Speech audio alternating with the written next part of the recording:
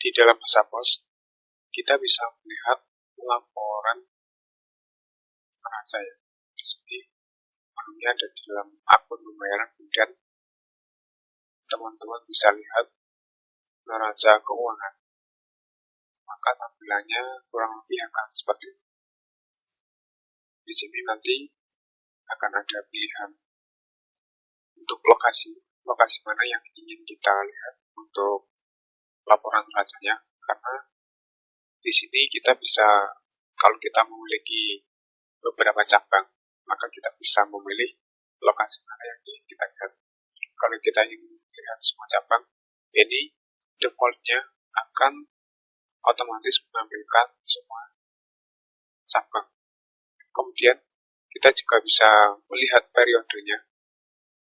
Fungsinya, jika kita ingin melihat pergerakan neraca atau pergerakan modal yang kita miliki, seperti itu ya. Kemudian lanjut di bawahnya, ini adalah tampilan untuk laporan neracanya. Seperti yang bisa kita lihat, di sini ada dua kolom utama, yaitu bagian kiri dan kanan.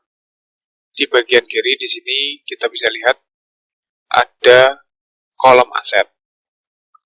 Di kolom aset ini kita bisa lihat yang pertama, di sini ada pelanggan jatuh tempo. Artinya di sini akan menampilkan data berapa piutang yang dimiliki perusahaan atau nilai uang yang belum terbayarkan dari penjualan atau dari pelanggan. Nanti akan muncul di sini. Kemudian berikutnya di sini kita bisa lihat stok akhir, yaitu nilai inventory kita itu ada berapa. Itu akan muncul di sini. Kemudian di bawahnya di sini akan muncul akun-akun pembayaran. Contoh di sini ada akun kas, yaitu kas kita ada ini 100 juta, 106 juta. Nah, ini adalah nilai kas kita. Kemudian kalau kita ada aset seperti peralatan, laptop, dan lain sebagainya, mungkin ada kendaraan, nanti juga bisa muncul di sini. Nah, dari total semua aset yang kita miliki, maka akan muncullah total aset. Kita tambahkan akan muncul total aset, ketemulah nominalnya untuk total aset yang dimiliki perusahaan kita. Kemudian kita bergeser ke bagian kanan. Di bagian kanan ini ada dibagi menjadi dua bagian, yaitu kolom kewajiban dan ekuitas. Di bagian kolom kewajiban kita bisa lihat di sini total jatuh tempo.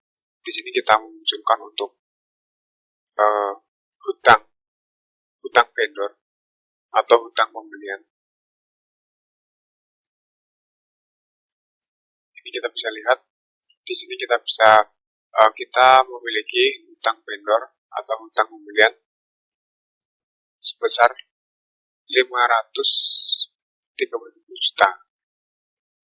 Artinya dari total aset yang kita miliki itu salah satunya adalah dari hutang yang kita dapatkan dari pemasok, seperti itu ya. Berarti di sini lebih ke inventory ya, lebih ke produk yang akan kita jual itu kita dipinjami dari vendor, sehingga kita memiliki jatuh tempo senilai yang kita pinjam ke vendor. Nanti akan muncul di sini. Nah, maka total kewajiban kita senilai kita meminjam ke vendor. Kemudian di kolom berikutnya ini ada kolom ekuitas.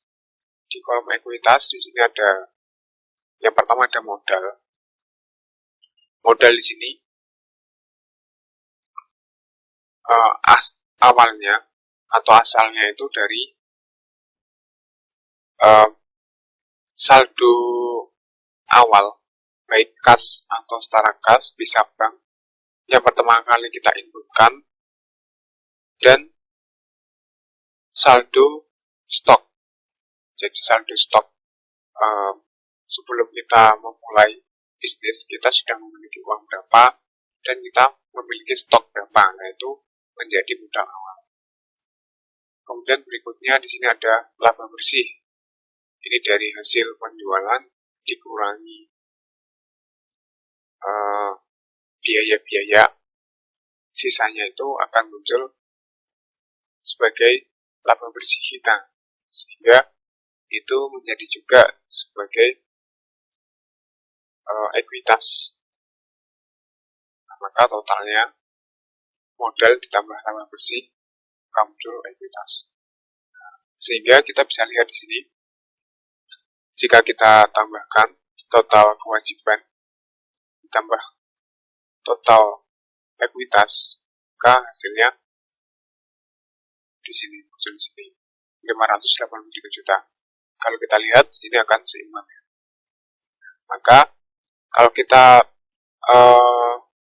baca di sini, total aset perusahaan kita yang terdiri dari piutang, kemudian ditambah dengan stok, lalu kas dan setara kas ya. Lalu ada juga peralatan-peralatan dan aset lainnya. Maka ditambahkan menjadi total aset itu terdiri dari hutang yang diberikan oleh vendor sejumlah 531 juta dan modal kita sebesar 49 juta ditambah laba bersih yang kita dapatkan 3.400.000. Ini total aset kita itu terdiri dari pinjaman dari vendor, kemudian modal kita dan keuntungan dari penjualan, seperti itu. Nah, kurang lebih seperti itu untuk laporan, cara membaca laporan neraca di Asapos.